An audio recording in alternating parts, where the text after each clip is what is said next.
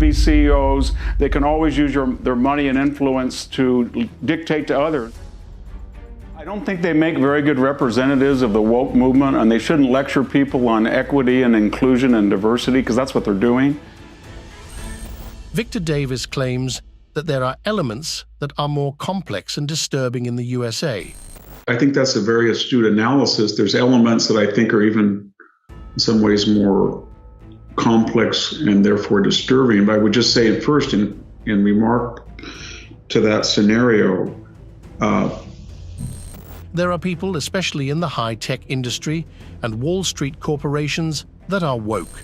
I think that people in the United States would then add, it's not just climate change, that they feel that economically there are people, especially in the high-tech industry and Wall Street corporations that are woke, that feel that the Biden administration should stop the Trump economic policies toward China and reopen it. Victor claims that we shouldn't be so critical of our own allies toward them. And in exchange for that, we should agree to their demands that we shouldn't be so critical of them, or we shouldn't be so defensive about our own allies toward them.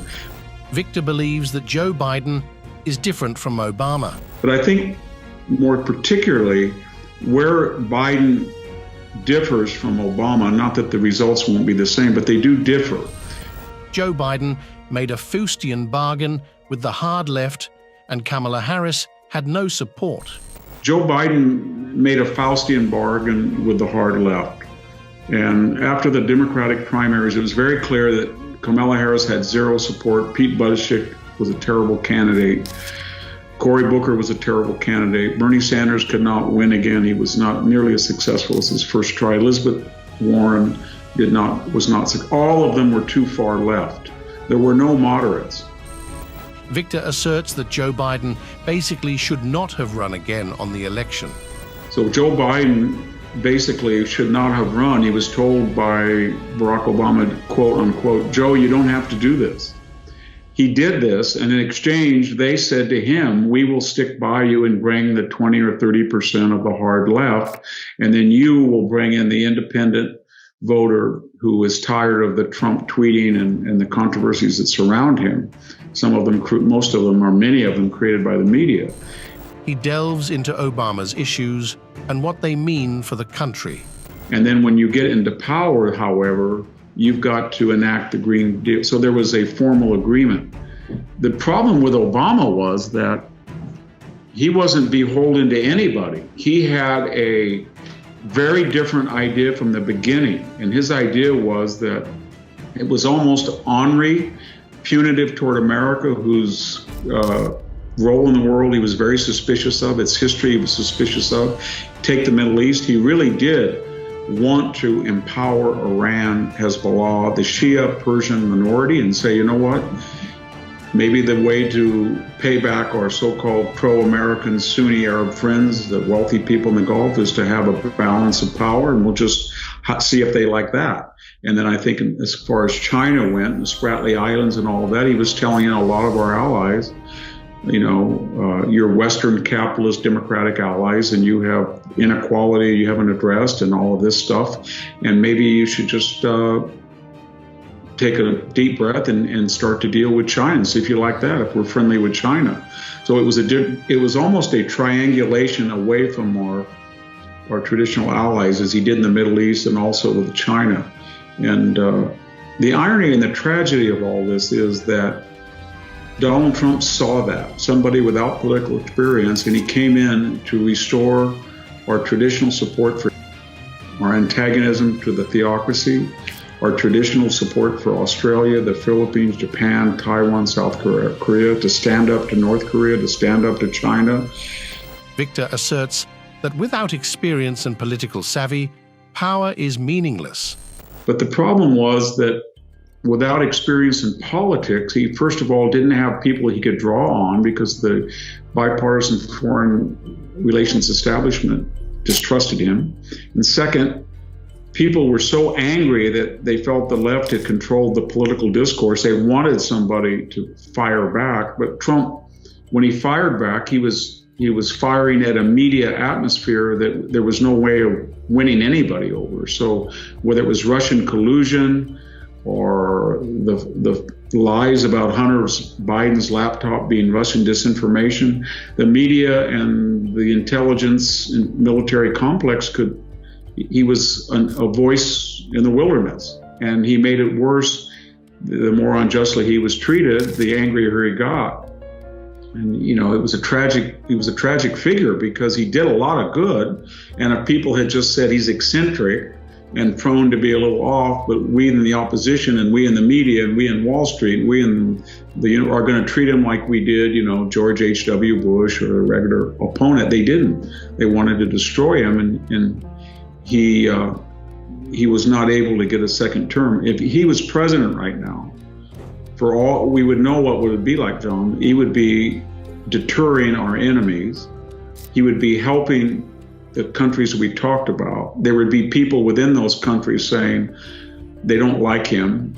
They don't like his attitude. We would prefer Joe Biden had won the election, but they would deep down inside feel they were safer and that the West was stronger. And people would be concentrating on the latest third impeachment, fourth impeachment, fifth impeachment. That's tragedy. That's the way it was. He shares his views on the woke leftist mob and its influence. I don't think anybody knows, but it's based on a lot of dubious assumptions, Laura. One is that merit never was really important, that it was just a construct. So if you want half of the new pilot training candidates at United based on race, it won't matter. Or if you're going to arbitrarily restrict half the white population that gets into Harvard or Yale, it didn't matter. Or if you're going to lower bar standards, they were too high anyway. And that's an experiment. We'll see what happens. I'm very dubious. And then there's another, and that is that these CEOs, Mr. Bassing, to take one example at Delta, that they're always going to have the power to navigate around their own ideology. It's never going to come back to devour or cannibalize the architects. Their kids will always get on Harvard. They'll always be CEOs. They can always use their money and influence to dictate to others, but it will never come to them. But history shows it always comes to them. That's what the Bolsheviks told us, the Jacobins. They're in the target too, but they think their money and their privilege will protect them. They think that 70% of the population who wants borders secure, who wants a voter ID, who supports oil and gas exploration and doesn't want race to adjudicate admissions and hiring, that they're quiet, they're sober, they're passive. They'll never rise up. The 30% who are woke and they control Silicon Valley and entertainment and Wall Street and the corporation, they're what they have to be afraid of. Yeah. And I don't think that that's necessarily right either. I don't think they make very good representatives of the woke movement, and they shouldn't lecture people on equity and inclusion and diversity, because that's what they're doing. If you're a CEO at Delta and you make $17 million a year, and that works out to about $65,000 a day for each working day, I don't think anybody wants to take you very seriously about how committed you are to equity, because you could do a lot in the concrete rather than just the abstract. So people are getting really tired of being lectured by these groups. And they're going to find out that we're going to start to ask them exactly what are the percentages of race and gender in your own corporate boardroom and your own children going to prep schools and Ivy League, because so far it's always been the consequences of our theories were going to fall on Irene Irredeemable and, Donnie Deplorable, but never us, or the poor Asians, or hapless, but never us. And that's going to happen to them, and we'll see what they say. But I don't take anything seriously, as CEO says, or any of these people. Victor discusses the rise of wokeness in America and its impact on society. It's hard to say, but I think that they feel that it's sort of woke insurance that they take out, they being the people that run these institutions, and that it serves as either cover for them or it's a reason why they're becoming mediocre. I don't know which, but I got on a flight the other day, Stuart, and it went 180 miles in the wrong direction because it had no fuel, American Airlines. And I just noticed while I was on the flight that Mr. Parker, the American Airlines CEO, had weighed in on the Texas voting law and said it was illiberal. And of course, he had admitted he'd never read it. 2 days before, my assistant and I tried to call Delta to clear up a billing mistake. It took 7 hours to get onto their consumer line, I noticed that Mr. Bastian, that CEO, compensated at $17 million a year, had weighed in on the Georgia. And then I noticed a pattern that General Milley is going through the ranks to audit supposed alt-right suspects and recommending various radical books on his recommended reading list. But I don't remember we had such an inspired strategy in Afghanistan, Iraq, Libya, and I'm wondering whether it was cost effective to buy the F-35 or the littoral ships that are in doubt. So I think a lot of the problem that we're having are these CEOs or these college presidents that can't turn out people that can read and write and think analytically, or either diverting their time to sort of a commissar system where they internally audit everybody and everybody's looking over their back, or they use this to deflect criticism from a job that by any accounts is pretty mediocrely done. One was wounded, Giustiani, and people panicked. They broke through the walls, and the rest is history. But the fact of the matter was that the war started because the United States was isolationist and let aggression go. Victor caught some heat in America for his World War II comments, stirring up controversy. I got criticism for the Second World War by some in America because I made the statement. I think we in America look at the totality of the war and we said we had the largest army, almost as large as the Soviet Union, but of Britain and our allies, our real allies, 12.2 million. And then we produced more goods and services than all of the combatants on both sides put together, more airframe. We look at all of that. Okay. And we fought in every theater and every mode. In the air, under the sea, on ground, or Asia. Okay, we got that. Victor thinks the war started because the US was all about isolationism and let the aggressors do their thing.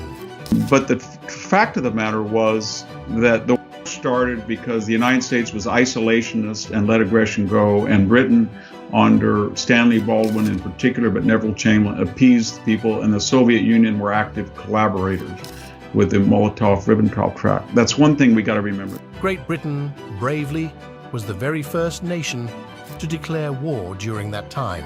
The second is Britain was the first country to declare war it was in the war on the first day and it was there on the last day. Of the major belligerents on both sides, it was the only country to fight the entire time. It was the only country to fight alone. They held their ground against Germany and Mussolini, all on their own. Germany and Mussolini, it was all alone from basically June 20th until the invasion of the Soviet of 1940 until the invasion. It's remarkable how the British endured from invasions to the Soviet counterattack. The Soviet Union. So it was extraordinary. And then when you look at the tank production, the aircraft production, the manpower of the British Empire surpassed even the formidable Third Reich. The manpower of the British Empire, including your country, it outpaced the Third Reich. Nobody would believe that today. But you look at the statistics of industrial production, oil, aviation, it was not even close. These achievements are often underestimated, but their significance remains enormous. It was an amazing achievement that we sometimes overlook, I think. So I was trying to make that point. That Britain really was, of all of the allies, was the most far-seeing, and I think that was exactly right. I was wondering, I've written a lot of books on military history, and I've come across cases where the defeated didn't just become occupied or surrender unconditionally, or have change of governments or suffer grievous losses, but they were completely wiped out. And by that I mean, it wasn't just their physical space, their populations. Of course, in the ancient world, they enslaved anybody they didn't. But their language, their culture, their civilization, their religion disappeared within a generation. And so for today, we don't know much about Punic culture in North Africa or the Aztecs in Mexico. And did that happen frequently? It didn't happen frequently, but what were the conditions under which it occurred? He's all into why the Punic culture disappeared, like wondering what happened that made it vanish. And then I have a long epilogue trying to speculate if that could still happen, given that the agents, biochemical, AI, are much easier to use than muscular labor of the past. Well, in 335, Alexander the Great, who had just become king on the of his father, Philip II, marched 300 miles southward into occupied Greece. The Macedonians were occupied because Thebes, which at that time was the most iconic city of the 1500 city-states, rebelled. And they thought the new king would either be, or he had claimants to the throne, or he was inexperienced, and what could a 21-year-old do anyway? And he besieged the city. Everyone knew seven-gated Thebes was this legendary spot with epic defenses. Seven-gated Thebes was legendary for its bastions. He broke into the city. Everybody in battle that he could, 6,000. He probably 20,000. And he demolished the city down to the foundations, saving only the house of Pindar the poet. And that was the end of Thebes as a distinct subset of Hellenic culture. About 200 years later, the Romans had had enough after a century of fighting the Carthaginians. They had won the First and Second Punic, but they'd always come to terms with them. And so after the second one, they gave them a fine, indemnity payments, occupation. They had certain protocols, all of which the Carthaginians met. But they sent a delegation to see what was going on, and they were shocked that there were 500,000 people in the city. It was wealthier than ever, and it was on the rebound a third time.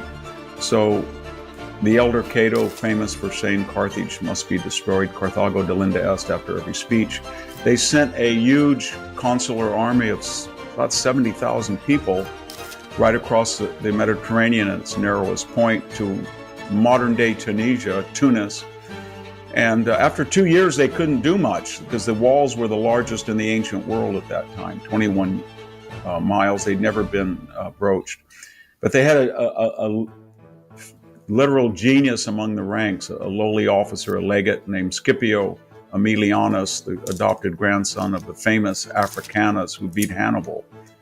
And within about 3 months, he had occupied the city, broke through the walls, had probably about 450,000 people, 50,000, destroyed the walls all the way down to the foundation, plowed the ground, wiped out all of the satellite villages or forced the ones that were still to survive a great tax. Victor figures the end of Punic culture came when Scipio rolled in and wrecked their walls.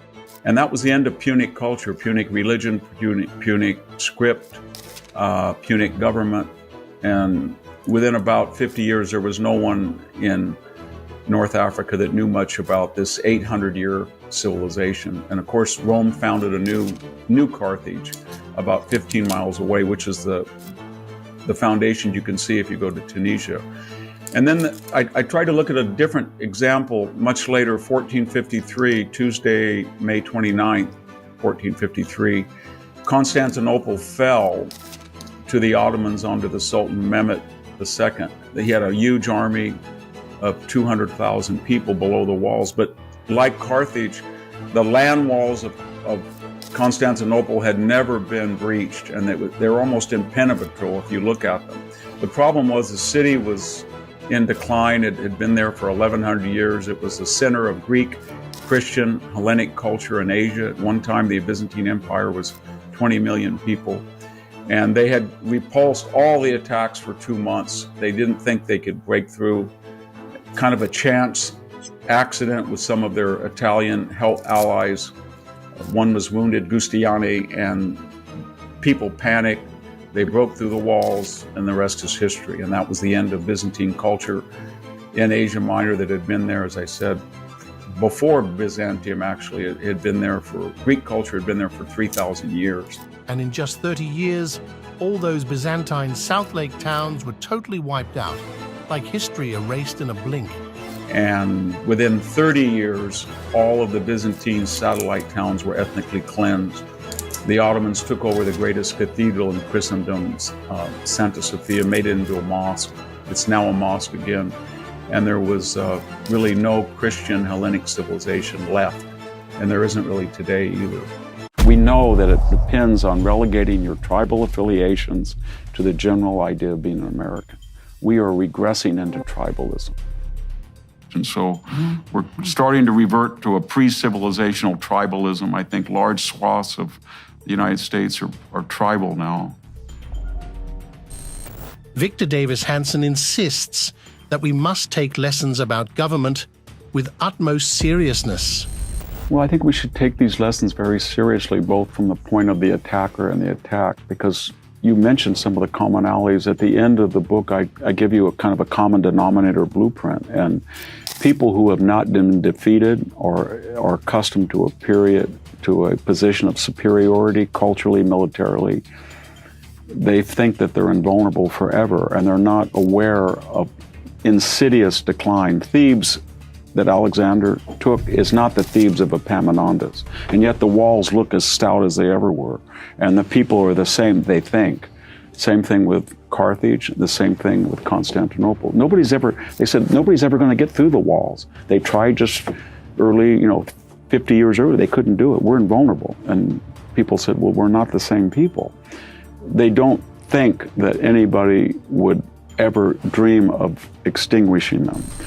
He declares that our civilization is currently at its pinnacle. This is the pinnacle of our civilization, etc. Constantinople, this is the city of Constantine and Justinian. We can't fall. So there's an unreality. And then they have no idea who they're facing. They have no idea what's in the mind of Cortez. They have no idea. Do we have any idea what's in the mind of Xi Jinping or Vladimir Putin? We have no idea. We think that Xi thinks, as I think George H.W. Bush, Bill Clinton, Barack Obama, all bipartisan, they all thought that he is so impressed with Western civilization. He's globalizing, he's changed his economy.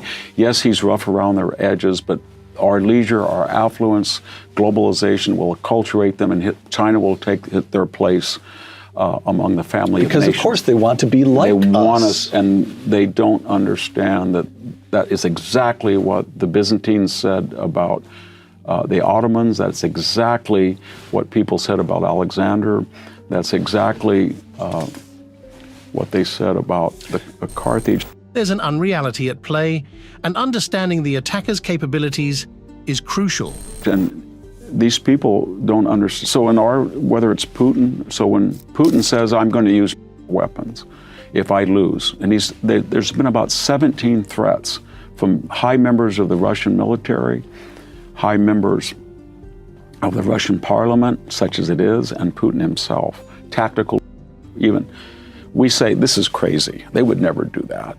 We never say, well, if I was going to lose and be humiliated, or if I wanted in the breadbasket of the old Soviet Union and ports on the Black Sea and a window right onto Europe, I'd be willing to do a lot of stuff for it. And right. I've done, so there's an unreality, and then on the part of the attacker, they need to understand what the attacker is capable of. I just add one quick thing. Yep. I also mentioned the serial threats that China has given Taiwan.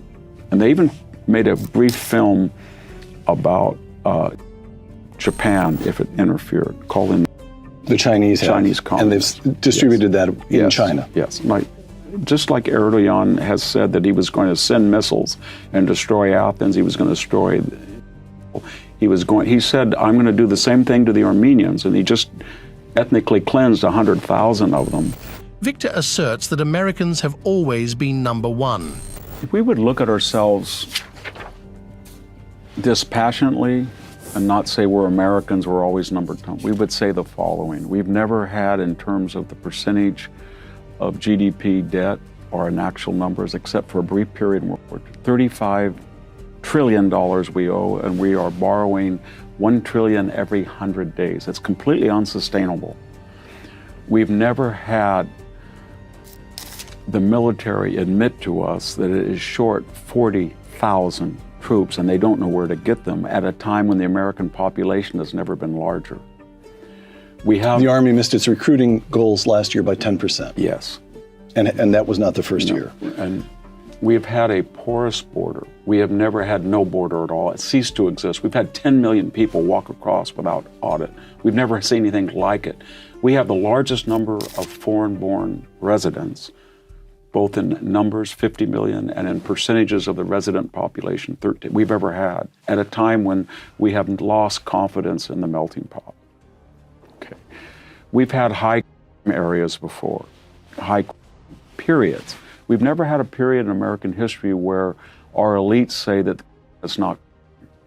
it's a social construct, and you have to let somebody, a violent, out the same day that he's arrested. That's a new theory, critical legal theory. Okay, we're a multiracial society, and we're the only successful multiracial democracy.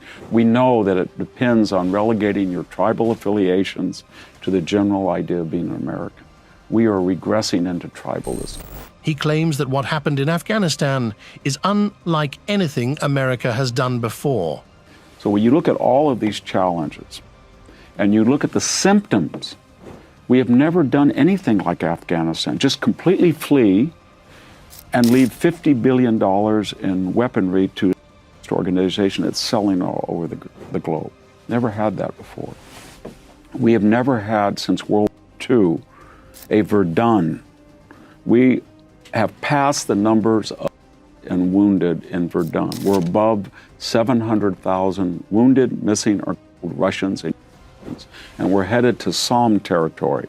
And nobody has any idea how to stop this. Russia is not going to be able to take all of it, and we are not going to be able to get back the Donbass and Crimea. So it's going to continue. Nobody has an answer. Nobody takes serious that the Chinese would be crazy enough to go across the Taiwanese Strait and try to take that city. They say they can do it. So my point is, never have we been faced with such existential challenges in the post-war period, at a period when we are so weak, or at least we're not naturally weak. Our Constitution is there, our natural resources, we lead the world. But when you look at debt, when you look at the border, when you look at our universities, which were the envy of the world, they were the engine that drove American culture and power and technology, and they're in crisis.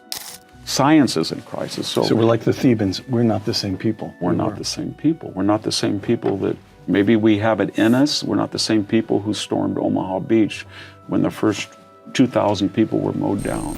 We seem to believe that inaugurating new woke programs is the most important thing. We think that the most important thing is canceling student debt or inaugurating new woke programs, but it's going to take us 7 years to replace the Javelin anti-tank weapons. We're short 155 millimeter. That was our signature. We were the biggest producer of shells in the world. We're not doomed. We need to learn from wise men like Franklin Roosevelt, Harry Truman, Dwight Eisenhower, John Kennedy, even to an extent Lyndon Johnson, Richard Nixon, and the rest of them. They all had one thing. You're not going to mention Ronald Reagan? Yeah, I'm getting to him. Oh, all right. And in a period of doubt where people had questioned their so-called Neanderthal approach to human nature, that they believed that deterrence and not dialogue or the UN kept the peace, along came Ronald Reagan. And he said, he basically said the degree which we are safe is the degree to which we help our friends and tell our enemies to be careful, because we will defend us and we're going to have the capability to do it. Deterrence, deterrence, deterrence, which is just a Latin word to scare somebody off from doing something stupid. And if you don't believe in deterrence, then as Vegetus said, if you want peace, prepare for peace. Victor argues that the concept of citizenship is a relatively recent idea. The idea of citizenship's pretty recent in the long history of civilization. It appeared somewhere around 700 BC in rural Greece and swept pretty quickly. And so by the 5th century, there were 1,500 city-states. And what it was the first time that citizens were self-governing, and that meant that they were pretty clearly defined. They made up their own militias. They adjudicated the circumstances under which they would go to. They voted for their own officials. And more importantly, they had property rights. They could pass on property. I think that was a catalyst for citizenship, the right of inheritance, that the state couldn't expropriate or own property from the individual. And then that long odyssey brought us to, of course, the founding of the United States. And there were clear distinctions between a resident that happened to live in the United States and a citizen. A citizen alone could vote. A citizen alone could hold office. A citizen alone could leave the boundaries and come back into the United States on his own volition. A citizen alone was eligible for federal services, or in most states, and a citizen served in the military. I don't think any of those still apply, those distinctions between a resident and a citizen, with the exception of holding office, and that's under assault. I know here in California, people who are not just non-citizens, but here illegally can vote, say, in a Berkeley school board election. And now there's efforts to make sure that people can run for office who are not citizens. Non-citizens serve in the military. Non-citizens actually can go across the border with greater facility than you or I could probably. And so we are a nation, we've never had this before, of 50 million people in the United States that were born in a foreign country of different statuses. Some are legal residents, some are illegal residents, some are citizens. Some are migrants back and forth, and that's the highest in actual numbers and in percentages of the population. And unfortunately, it comes at a time when we, the hosts, have lost confidence in the traditional melting pot of assimilation, integration, intermarriage. And so we're starting to revert to a pre-civilizational tribalism. I think large swaths of the United States are tribal now. The United States was founded on the principle of equality of opportunity.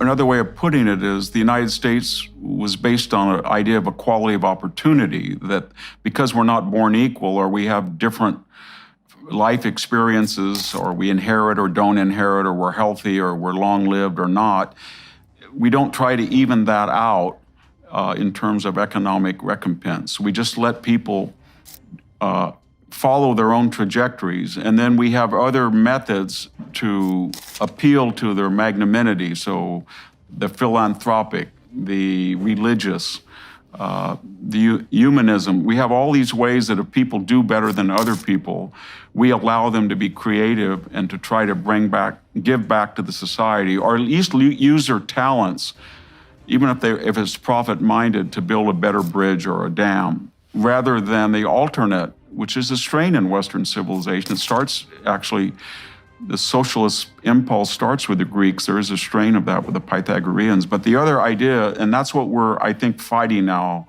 is the woke equality of result, that we're going to appoint some Platonic guardians and give them untold power. And in their infinite wisdom, they're going to do two things. They're going to force people to be equal, what they call equity, and they're never going to be subject to the consequences of their own ideology, because they need special exemptions given their enormous responsibilities and their talent. And so what we see now is this bi-coastal elite in the United States is starting to mandate behaviors and principles and issues and policies that they themselves would never follow and would have no intention of following.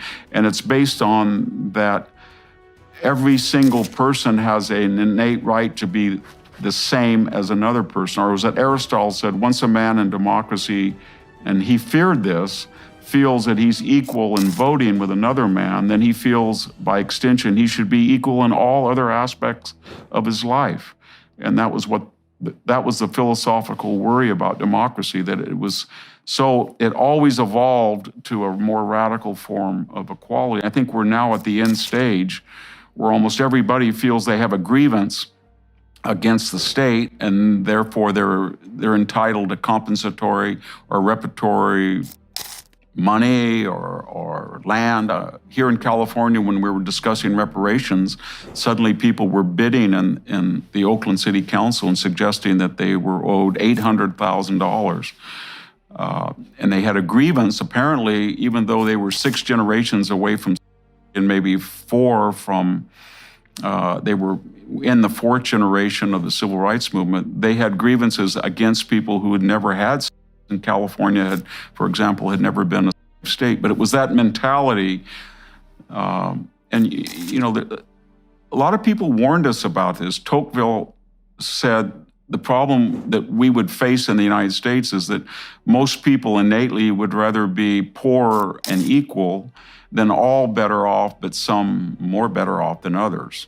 And he felt that if that, that would be a very dangerous development. I think we're pretty much there now. The question of who polices the police was a major issue for globalists in the 20th century. One of the problems that globalists or cosmopolitans learned very early in the 20th century during the progressive movement was when you surrender sovereignty to these international bodies, then who is the police? Who polices the police? So the League of Nations, which was envisioned under Woodrow Wilson's Versailles agenda, for a very brief time seemed to be successful in adjudicating international disputes of trade or jurisdiction or borders until Adolf Hitler or the Japanese militarist or Joseph Stalin said, I don't need to listen to you. And so World War II doomed the first incarnation of a united group of nations, the League of Nations. After World War II, the same suspicious idea resurfaced with the United Nations. But this time we were going to have a Security Council, and they were going to be the world's top powers, the strongest, the most successful. And then they could be the enforcer. But the problem, of course, was that very early on, the Soviet Union was not the solution to the problem, but it was the problem itself. Because there's always going to be some country who's powerful by breaking the rules and going beyond its own prerogative.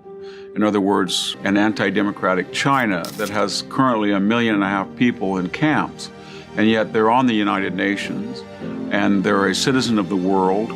And if the United Nations would decide that the Chinese, contrary to the UN Charter, are putting people in concentration camps, or they're harvesting from people deemed not necessary, or they're forcing people to have that don't fit their idea of family planning, or they're bullying their neighbors, or they illegally created a base in the Spratly Islands, what is the United Nations going to do? And the answer is they can't do anything. In 2020, we saw an international pandemic, and our United Nations Charter Medical Organization, the World Health Organization, warned us from the very beginning, do not issue a travel ban against China. And then we learned that the World Health Organization was essentially parroting or mimicking what China wanted. And why did they do that? Because of Chinese money and Chinese pressure. This is not an aberration. It's inherent in the idea of global governance that there is always going to be strong powers who have agendas that are not global in scope, but they're national and sovereign. But if all the other countries in the world surrender their sovereignty and one powerful nation doesn't, then they have to come up with a mechanism of collective defense. And so far in the history of man, that's never worked.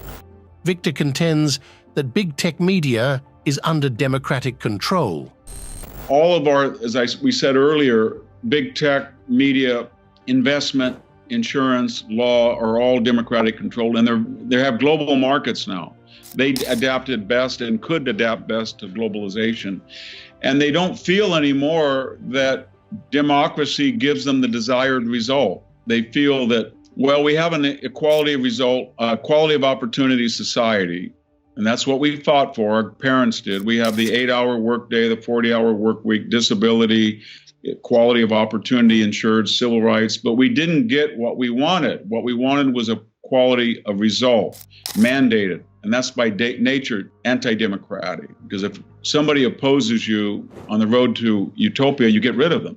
So now what Michael Bloomberg says, I don't want to cooperate with the Democrats. I want to spend $50 million in Ohio to show everybody that I flipped Ohio, wasted. I want to spend $100 million in Florida to warp that election and show my power. I'm Mark Zuckerberg. I want to tell everybody that I deplatformed the president. They don't believe in democracy because they feel that now the businesses and that they operate in are so influential in opinion making or in providing informational services. When I was growing up, to be on the Fortune 400, you had to be worth about 100 million in today's dollars, and now it's 6 or 7 billion probably.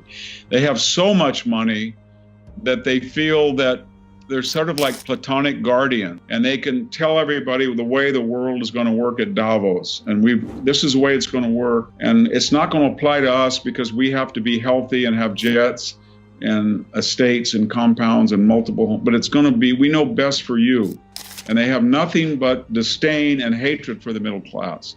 As one of them once told me when I was arguing with him, you are the guys that have snowmobiles and jet skis, and tell me why you need a snowmobile or a jet ski. That's what he said. They have nothing, they think that the middle class lacks the culture and the sophistication and the taste of the wealthy, but it also lacks the romance of the distant poor. So they hate it. They just hate the middle class. They're very dangerous people because they're also not nationalists. So if I meet somebody of this class who's Australian or American or British, they don't believe they're British or Australian or American. They believe that they belong to an international elite. If somebody I meet from Australia is in this group in Sydney, then he feels that he knows New York better than he does a rural town in Australia.